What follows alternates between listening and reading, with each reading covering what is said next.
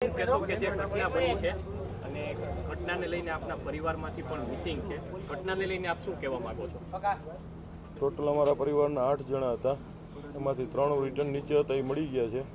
5 missing છે, એમાં મારો દીકરો છે, રાજભાઈ નામ છે એનું. બીજા મારા સાઢુભાઈ છે, એક એમનો દીકરો છે, એક એના મોટાભાઈની બેબી છે અને એક એમના શાળા. ટોટલ 5 જણાની કોઈ ઓળખ પરડ થતી નથી. આવી રીતના પ્રદીપભાઈ, આ બધા આ જે ફેમિલી મેમ્બર છે ક્યારે ઘરેથી નીકળ્યા હતા? 4 વાગ્યા આસપાસ નીકળ્યા હતા ઘરેથી અને પહોંચ્યા 15-20 મિનિટમાં જ આવી રીતના અહીંયા જે કંઈ ફાયર ફેંક્યું ને બધું થઈ ગયું છે. જ્યારે આગ લાગી ત્યારે કોઈ પણનો આપના ફોન આવ્યો હતો કે આ નીચેથી એના બીજા જે અમારા 3 ફેમિલી મેમ્બર હતા ફોન આવ્યો કે આવી રીતના શોર્ટ સર્કિટ કે આગ લાગી છે અને ઉપર બધા ભડાકા ધુવાણાને એવું થાય છે, પણ કોઈ કંઈ ફાયર બ્રિગેડ કે કંઈ આવ્યું નથી અને આ લોકો કોઈ અહીંયાથી કંઈ જવાબ દેતા નથી. 20-25 જણા હતા, એમાંથી લોકો દરવાજા બંધ કરી નીકળી ગયા. મારા સાઢુભાઈ ને એમના શાળા બે નીચે હતા, એ બચાવવા માટે ઉપર ગયા. આ લોકોએ પાછળથી દરવાજો બંધ કરી દીધો કાચનો. એ વિડીયોમાં આવે છે, ઇન્સ્ટામાં કોઈ રીલમાં જોયો છે મેં, અને એ પછી નીચે નથી ઉતરી ગયા. આ ગેમ ઝોનની મોટી બેદરકારી એક પણ સામે આવી છે, એને લઈને શું કહેશો?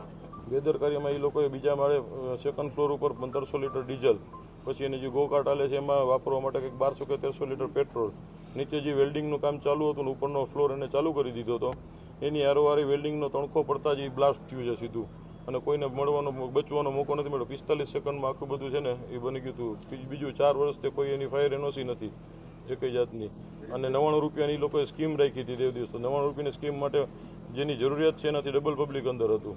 તમારી માંગણી શું છે હવે? મારી માંગણી એ છે કે સરકાર એને કાં તો ફાંસીની સજા દે, બરોબર છે, અને કોઈ પણ રીતનો આમાં કોઈ એડવોકેટ વાયુ છે એ કોઈ આનો કેસ ન લડે, નો હાઈકોર્ટમાં કે નો સુપ્રીમમાં કે નો અહીંયા. જો કોઈને પૈસાથી જ કેસ લડવો હોય તો જે એની ફી થતી હોય નથી 2 લાખ રૂપિયા હું મારા પોતાના વધારે આપીશ. બીજું મારે કોઈ સરકારી સહાય જોતી નથી. મીડિયાની હાજરીમાં મને જે સરકારી સહાય મળશે, જેને જરૂરિયાત છે એનું આપી દઈશ. બીજું, જો આ લોકો એક જાતની એને સજા પડી કે એ લોકોને ફાંસીની કે 100 કોઈ પણ એને સજા પડી, સજા પહેલાં જો એના જામીન મંજૂર થયા તો હું બધાને મારી નાખીશ. મારે આગળ પાછળ કાંઈ છે નહીં. હવે હતું એ મારું વયું ગયું છે. હવે આને તમે ધમકી સમજો તો છૂટ છે. મીડિયાને જે રીતના છાપવું એવી રીતના છૂટ, મીડિયાને જેવી રીતના છાપવું હોય અને જે કંઈ ચટણી મસાલા નાખીને તોય છૂટ છે, અને સીધી રીતના છાપવું, બાપની વેદના સમજીને છાપવું હોય તો છૂટ છે. જો આ લોકો જામીન ઉપર છૂટ્યા એટલે હું એકને જીવતા નહીં. જેમ અમારા કોઈ પરિવારના ઓળખ પરેડ નથી થતી ને એમ આ કોઈની ઓળખ પરેડ હું નહીં થવા દઉં. અને આ કોઈ જાતની ખાલી કહેવાની ધમકી નથી. આના માટે હું મારી બધી તૈયારીમાં છું. હું કદાચ અંદર વયો જઈશ કે હું કદાચ એના માટે ઓળું તો મારી ઉપર ભલે આવી જાય.